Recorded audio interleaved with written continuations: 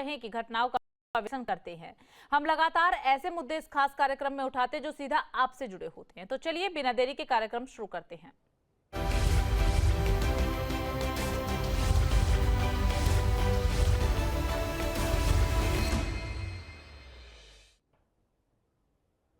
आज की पंचायत की शुरुआत एक अच्छी और उम्मीद जगाने वाली खबर के साथ करते हैं। दरअसल हरियाणा, जिस राज्य को कभी बेटी बचाओ के सवालों पर कटघरे में खड़ा कर दिया जाता था, आज वहीं से एक सकारात्मक संकेत सामने आया है। साल 2025 में जन्म के समय लिंगानुपात 923 दर्ज किया गया है, जो कि पिछले 5 वर्षों में सबसे बेहतर है। सरकारी आंकड़ों के मुताबिक 2025 में कुल 5,19,000 से ज्यादा बच्चों का जन्म हुआ है, जिसमें कि 2,49,000 से अधिक बेटियां शामिल हैं। यह आंकड़ा 2024 के मुकाबले 13 अंकों की बढ़ोतरी दिखाता है। तो वहीं पर 2024 में लिंगानुपात 910 था। अधिकारियों का कहना यह है कि ये सुधार भ्रूण लिंग जांच, अवैध गर्भपात और एमटीपी किट की गैर कानूनी बिक्री पर सख्ती का नतीजा है। सरकार ने इन मामलों में लगातार कार्रवाई की। ऐसे में सवाल ये है कि क्या ये बदलाव सिर्फ आंकड़ों का खेल है या वाकई जमीन पर सोच बदल रही है? क्या सरकारी सख्ती असर दिखा रही है या अभी लड़ाई बाकी है? तो कई ऐसे सवाल जो है वो उठ रहे हैं। फिलहाल आपको ग्राफिक्स के जरिए हम बता रहे हैं कि बेटी बचाओ अभियान का बड़ा असर जो है वो देखने को मिला है। 2025 में 923 सेक्स रेशो जो है वो पहुंचा है। 2024 में 910 था। 13 की बढ़ोतरी जो है यहाँ पर देखने को मिली है। 2024 के मुकाबले में 13 अंकों की बढ़ोतरी यहाँ पर हुई है, जो अपने आप में एक अच्छा और सकारात्मक संकेत जो है वो दे रही है। तो ये एक अच्छी और सकारात्मक खबर जो है हरियाणा से निकल करके सामने आई है। पंचकुला, फतेहाबाद, पानीपत में भी जो है हरियाणा में जिस तरीके से आंकड़े आए हैं वो काफ़ी ज़्यादा बने जा रहे हैं कि खुशखबरी, यूँ कह सकते हैं कि हरियाणा के लिए ये एक बेहद ही खुशखबरी की खबर है। आंकड़े यहाँ पर बढ़े हैं। 2024 में लिंगानुपात 910 था, 2025 में ये बढ़ा है। अब टोटल जो अंतर फिलहाल नजर आ रहा है वो 13 अंकों का है। 13 अंकों का ये आंकड़ा, अंक भले ही 13 आपको भी कम नजर आ रहे हो, लेकिन अपने आप में ये आंकड़े काफ़ी ज़्यादा है। पंचकुला, फतेहाबाद, पानीपत जैसे जिलों में भी लिंगानुपात जो है काफ़ी ज़्यादा बेहतर हुआ है। इसके अलावा सबसे ज़्यादा अगर कहीं पर सुधार देखने को मिला है वो है पंचकुला, जहां पर सबसे ज़्यादा सुधार जो है वो हुआ है। आंकड़ों में 971 जो है पंचकुला का सेक्स रेशो जो है वो नज़र आया है। अब ऐसे में कई सारे सवाल भी उठ रहे हैं और आज हम उन्हीं सवालों पर चर्चा करेंगे। अब से थोड़ी देर बाद कुछ खास मेहमान जो है हमारे साथ चर्चा में शामिल होंगे, जिनसे हम चर्चा करने वाले हैं और जानने वाले हैं कि आखिर जो ये बदलाव हम हरियाणा में देख रहे हैं वो बदलाव किस वजह से है।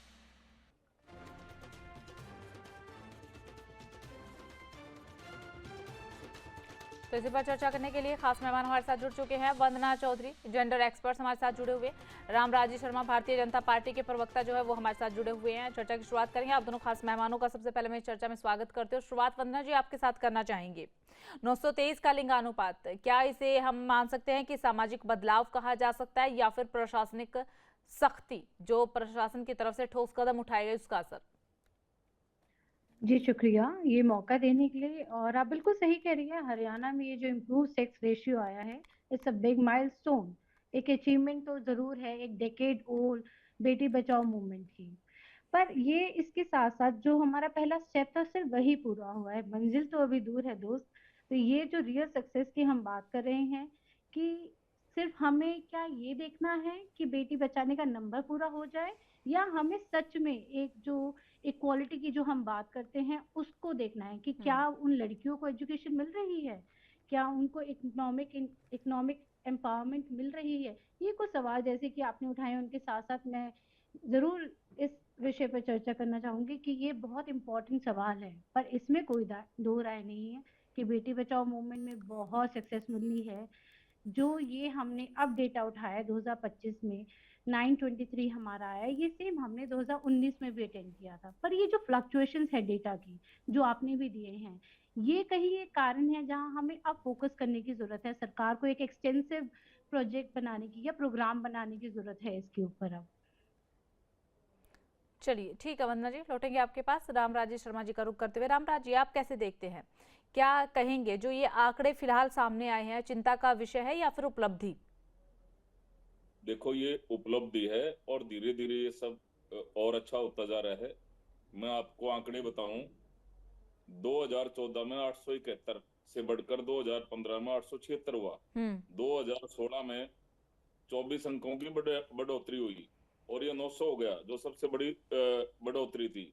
SRB 2017 में बढ़कर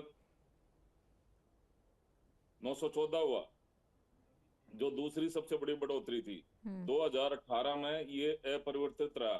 2025 के आंकड़ों के अनुसार पंचकुला में राज्य का सबसे ज्यादा SRB 1000 पुरुषों पे 971 महिलाओं का दर्ज किया गया। ये अपने आप में मैं समझता हूं 2024 में रिपोर्ट के अनुसार किए गए 915 से 56 अंकों की बढ़ोतरी हुई है। और ये माननीय मुख्यमंत्री जी ने इस पर विशेष ध्यान दिया है। और जिस तरह से माननीय मुख्यमंत्री जी 24 घंटे जनता की सेवा में समर्पित रहते हैं, युवाओं के हृदय सम्राट हैं, बहनों के भाई हैं, किसानों के मसीहा हैं, और जिस तरह से 36 बरादरी उनके साथ है और 24 घंटे जनता की सेवा में समर्पित रहते हैं, ये अपना आप में बहुत बड़ी उपलब्धि है। और धीरे धीरे ठीक है शर्मा जी, ये अपने आप में एक बहुत बड़ी उपलब्धि है। आपने कहा जैसे कि उपलब्धि आप इसे मान रहे हैं। वंदना जी ने कुछ सवाल भी उठाए कि हाँ उपलब्धि है, ठीक है, लेकिन जो आंकड़े आप बता रहे हैं ये सिर्फ आंकड़े ही बढ़ रहे हैं या फिर जो लड़कियां जन्म ले रही है उनकी शिक्षा की भी व्यवस्था की कुछ की जा रही है, उनकी तरफ भी ध्यान है, या फिर बस हाँ ठीक है आंकड़ा बढ़ाने पे ही जोर है? देखो, मैं आपको बताना चाहूंगा, जिस तरह से विश्व के सबसे लोकप्रिय और ताकतवर प्रधानमंत्री आदरणीय नरेंद्र मोदी जी की अगुवाई में हमारा देश बहुत आगे बढ़ रहा है। रक्षा के क्षेत्र में हम आत्मनिर्भर होने जा रहे हैं। आर्थिक दृष्टि से हम चौथे पायदान पे आ गए हैं, बहुत जल्दी दूसरे तीसरे पायदान पे होंगे। और माननीय मोदी जी ने आह्वान किया था, उनका नारा है बेटी बचाओ बेटी पढ़ाओ, और उसको इम्प्लीमेंट करते हुए हमारी सरकार ने ये ऐतिहासिक कदम उठाए। और उनका सपना है 2047 तक भारत को विकसित राष्ट्र बनाने का। उसको साकार करने में हमारे माननीय मुख्यमंत्री जी लगे हुए हैं। इंडस्ट्रियल ग्रोथ हुआ है, और जिस तरह से युवाओं को हमने मॉडर्न आधुनिक शिक्षा दी है, और जिस तरह से इंडस्ट्री हमारी और आ रही है, जिस तरह से रोड बनाए जा रहे हैं, रोडों का जाल बचा है, जिस तरह से 10 IMT और आ रही है, हमारे 10 IMT बनाने जा रहे हैं, जिसमें जींद की भी हमारी IMT है। और जिस तरह से किसान हमारे खुश हैं, 24 फसलें MSP पे खरीद रहे हैं, सारे वर्ग हमारे लिए खुश हैं। मैं आपको बताना चाहूंगा 33% आरक्षण हमारी बहनों को हमने दिया। 3 तलाक मुस्लिम बहनों के लिए कष्टदायी था, वो हमने खत्म किया। लाडो लक्ष्मी योजना हम लेकर आए, बीमा सखी योजना हम लेकर आए, ड्रोन दीदी हम योजना लेकर आए। और हमारे मुख्यमंत्री जी का विशेष एजेंडा है अपराध मुक्त हरियाणा, नशा मुक्त हरियाणा, भ्रष्टाचार मुक्त हरियाणा। ठीक है, इन्होंने हमारी बहनों के लिए क्या किया? यानी कि उपलब्धि के साथ साथ महिला सशक्तिकरण की तरफ भी सरकार की तरफ से कदम उठाए जा रहे हैं। ठीक है, ठीक है शर्मा जी, लौटेंगे आपके पास। हमारे साथ कांग्रेस के प्रवक्ता नवीन केडिया जी भी जुड़ चुके हैं। नवीन जी, आपका स्वागत करते हैं। और 923 का लिंगानुपात कांग्रेस कैसे देखती है इसे, उपलब्धि मानती है नहीं? नहीं, अभी साथी राजा राम जी ज्यादा अग्रेसिव हो गए। मैं राजा राम जी से बात करूंगा, तो कहता हुआ एक बात कहना चाहूंगा कि राजा राम जी, ये एक लंबा प्रोसेस है। सरकार 2014 में चौधरी भूपेंद्र सिंह हुड्डा जी और कांग्रेस की सरकार थी, उसमें बहुत सारी ऐसी योजनाएं लागू की गई थी महिलाओं के सशक्तिकरण करने के लिए।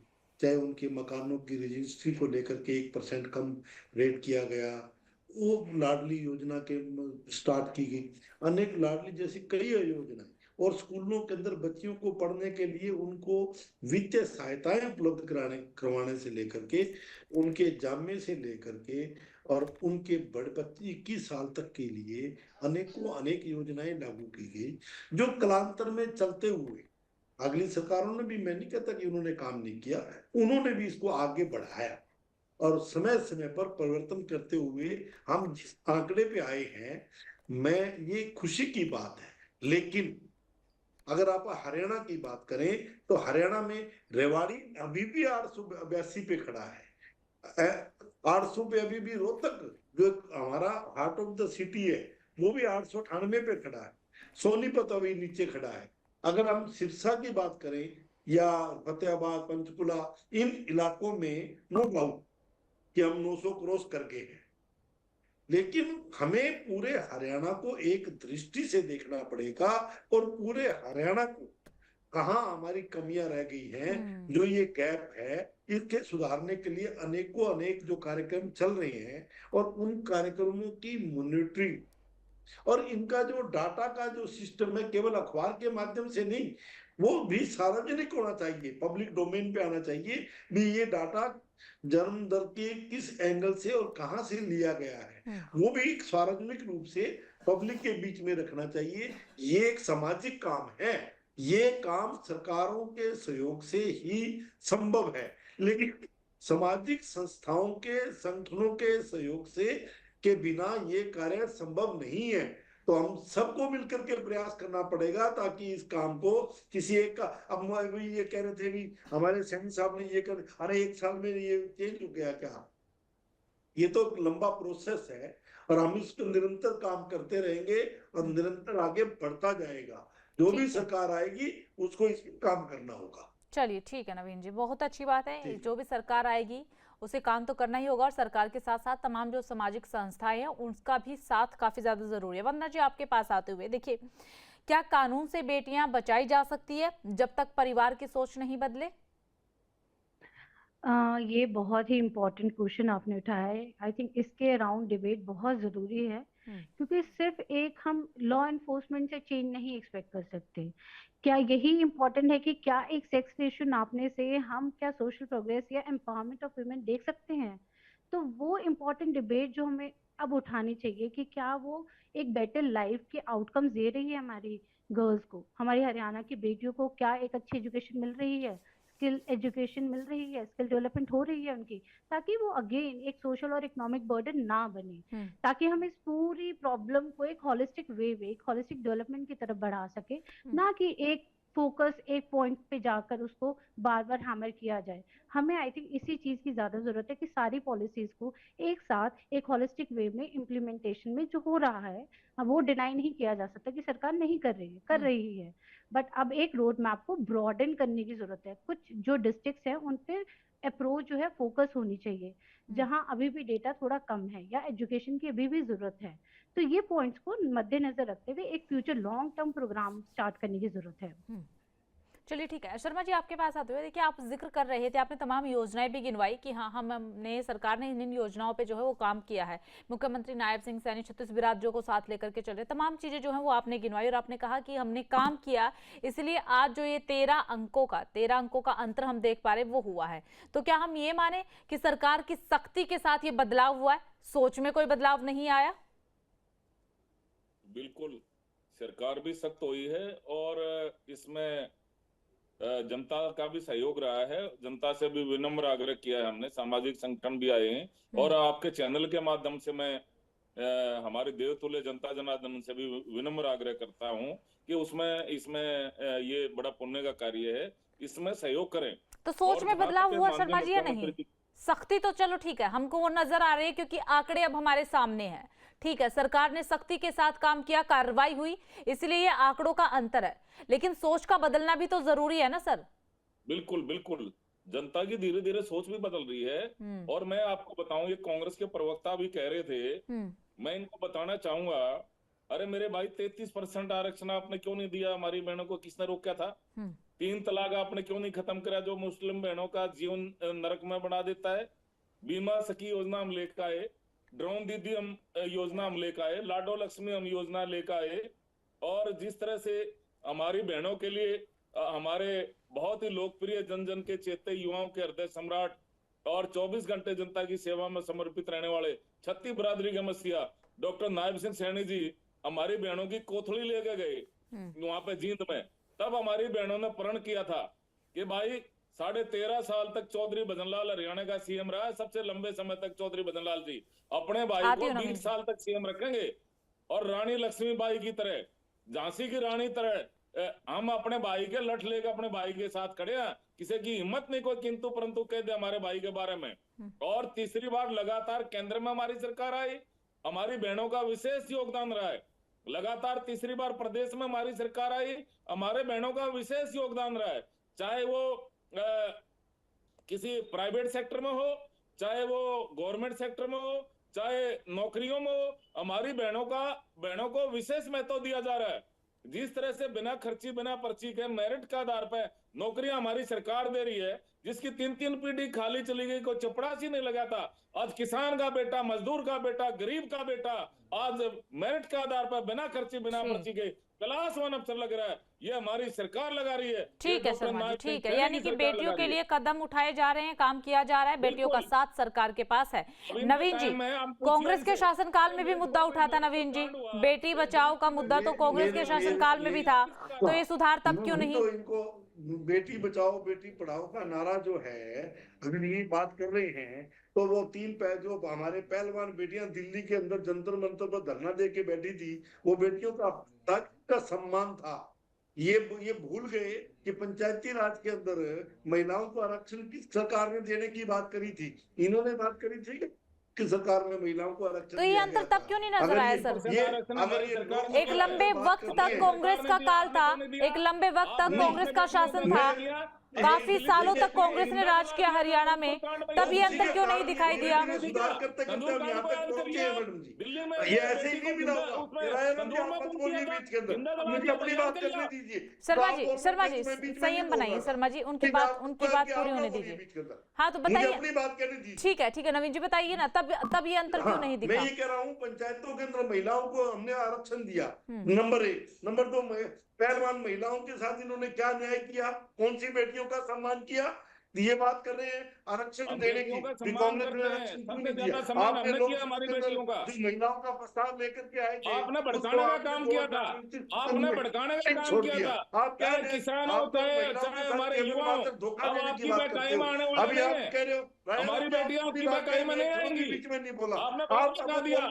एक एक करके शर्मा जी आएंगे ना आपके पास, सीधा आपके पास ही आती हूँ, जवाब पूरा होने दीजिए, आपके पास आती हूँ, जवाब पूरा होने दीजिए, आपके पास आती हूँ। वही सवाल जो सवाल आप उठा रहे हैं, वही सवाल पूछे गए हैं, वही सवाल पूछे गए हैं, बस उनका जवाब आप सुन लीजिए एक बार ध्यान से, फिर आपके पास ही आएंगे शर्मा जी। हाँ इन्होंने आरक्षण की बात करी, लोकसभा के अंदर रेजोल्यूशन लेकर के ही आए रात के अंधेरे में, और उसके बाद इन्होंने आज जो लागू होगा जाकर के उसे भी लागू कर देते। कौन रोकता था इनको? इनके सरकार थी, बहुमत था, सब कुछ था इनके पास। महिलाओं का सशक्तिकरण की बात करते हैं, ये मानते हैं कि देखो हर सरकार ने प्रयास किया। मैं ये नहीं कहता कि केवल हमने प्रयास किया, हमारी सरकार ने भी किया। उनमें कुछ कमियां थी तो नई सरकार ने आकर के उसमें सुधार किया और उस स्कीमों को आगे बढ़ाया। उन्हीं स्कीमों के तो आप ये कह रहे हैं कि जो स्कीम आगे, जो अंतर हम देख रहे हैं, वो स्कीम जो है कांग्रेस पार्टी ने चलाई थी, उन्हीं को आगे विस्तार भारतीय जनता पार्टी ने दिया, इसलिए आज ये अंतर है, यही कहना चाह रहे हैं? होता ही यही है। अच्छा, क्या महिलाओं को हमने दबाया? तो तुम्हारे राज्य में महिलाओं के साथ क्या कुछ नहीं हुआ? सर स्कीम आपकी सरकार ने चलाई थी, कितने सालों तक थे आप लोग हरियाणा में? सर 10 थे ना, तब अंतर क्यों नहीं दिखा? इतना ही समय बीजेपी को हुआ है, अब तो अंतर दिख गया सर। आप थे ना, अब तब वो फर्क क्यों नहीं दिखा? ठीक है 13 का हम बोल रहे हैं कि 13 का नहीं दिखा पाए, स्कीम अगर चला दी थी 1 2 3 4 5, कुछ तो फर्क नजर आता ना सर।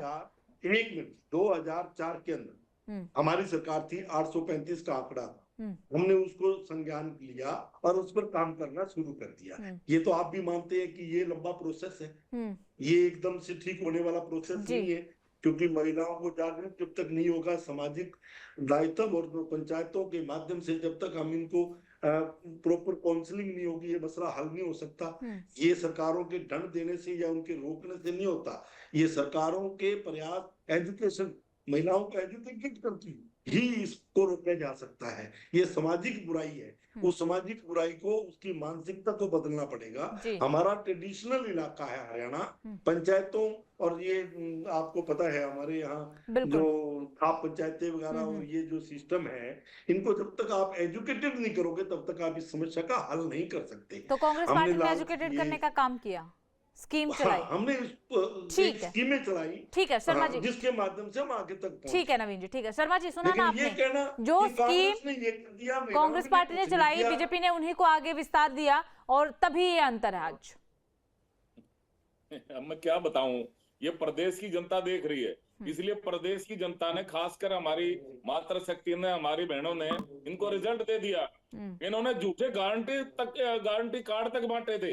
इन्होंने कहा था बहनों के खाते में 1 लाख आएंगे, 8,500 रुपए महीना आएंगे, खटाखट फटाफट। प्रियंका गांधी जी भी कूद कूद के कह रही थी खटाखट फटाफट। अरे झूठे गारंटी कार्ड तक के बहने तुम्हारे पीछे पीछे भाग रही थी, गारंटी कार्ड ले लेके तुम भागे भागे फिर रहे थे, और उसमें बहुत भारी रोष था बहनों में, और उसका बदला लिया बहनों ने। आपने जब उस टाइम में लोकसभा चुनाव से पहले आपने कहा था, आपने झूठ बोला था आरक्षण खत्म कराया जा रहा है, संविधान बदला जा रहा है, बहनों के खाते में 1 लाख आएंगे, 8,500 रुपए महीना आएंगे, खटाखट फटाफट। झूठे गारंटी कार्ड बहनों को दिए थे, आप महिलाओं के आप गारंटी कार्ड लेके तुम्हारे पीछे पीछे भाग रही थी, तुम आगे आगे भाग रहे थे, तुम हाथ में आ रहे थे, और उसका बदला बहनों ने लिया। बहनों ने लिया। हमारी लगातार तीसरी बार केंद्र में सरकार बनी, लगातार तीसरी बार प्रदेश में हमारी सरकार बनी, जिसमें हमारे बहनों का मातृशक्ति का विशेष योगदान है। आपने जिस तरह से हमारी बहन शैलजा बहन जी का अपमान किया, जिस तरह से वो प्रदेश की जनता देख रही थी, वो दिलीप की बेटी भी है और हमारी बहन भी है। चलिए ठीक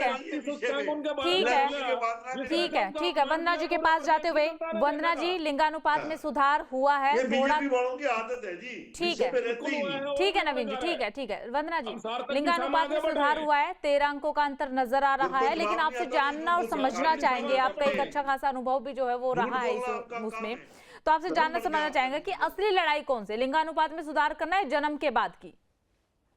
देखिए, लिंगानुपात एक शुरुआत थी, एक स्टार्टिंग पॉइंट था, ये डेस्टिनेशन नहीं है हमारी डेस्टिनेशन अभी बाकी है, जिसमें हमें ओवरऑल डेवलपमेंट की बात करनी है, जिसमें इकोनॉमिक और सोशल हमें इक्वालिटी मिले। और अब ये क्वेश्चन उठते हैं कि ये कैसे किया जाएगा। सिर्फ एक लिंग अनुपात को मेंटेन करने से ही एक नहीं होगा, हमें एजुकेशन देनी पड़ेगी, हमें स्किल डेवलपमेंट करनी पड़ेगी अपनी लड़कियों की, और साथ में हमें एक जेंडर सेंसिटिव एजुकेशन मुहिम भी चलानी पड़ेगी, जो सिर्फ बच्चों के लिए नहीं होगी, प्राइमरी एजुकेशन के, जहां उनको लड़के और लड़के का अंतर का समझ में दी जाए, बल्कि पेरेंट्स को भी उसमें इन्वॉल्व करना पड़ेगा, टीचर्स को डालना पड़ेगा। तो इस तरीके से सोसाइटी में कोई अकेले काम नहीं करता है, सरकारें भी करती हैं, अपोजिशन भी करता है, एकेडमिक्स भी करती है, मीडिया भी करती है, हम सारे पिलर्स हैं सोसाइटी के, जब हम साथ में चलते हैं तो चेंज आता है। तो अभी अगर आप कोई ओपिनियन देना चाहे, कोई राय देना चाहे कि ठीक है लिंगानुपात में तो ये अंतर आया, ये अपने आप में एक अच्छी बात है, आगे के लिए क्या कदम? मैं जैसे कि बता रही हूँ, एजुकेशन सबसे बड़ा इंपॉर्टेंट पॉइंट होगा, स्किल डेवलपमेंट। जब लड़कियां नौकरी करेंगी, जब हमारी लड़कियां ओलंपिक्स में जीत कर आ सकती हैं, तो वो कुछ भी कर सकती है, वो विश्व भी जीत सकती हैं। आपको एक मौका दिया आपने उन्हें जीने का, उन्होंने अपने आप को प्रूव करके दिखाया। अब सरकार को उनका हाथ पकड़ के चलना पड़ेगा कि उन्हें बाकी सब फैसिलिटीज में, जैसे कि उनको जॉब अपॉर्चुनिटी मिले, जैसे कि बोली जा रही पॉलिसीज हैं, तो ठीक है, हम उनकी तरफ बढ़ते हैं और अच्छी इम्प्लीमेंटेशन की ओर काम करते हैं। ये नहीं होता है कि सरकार अगेंस्ट होती है या अपोजिशन अगेंस्ट होती है, बात इंपॉर्टेंट ये होती है कि कितनी पॉलिसीज इंप्लीमेंट हो रही है ग्रास रूट लेवल पे।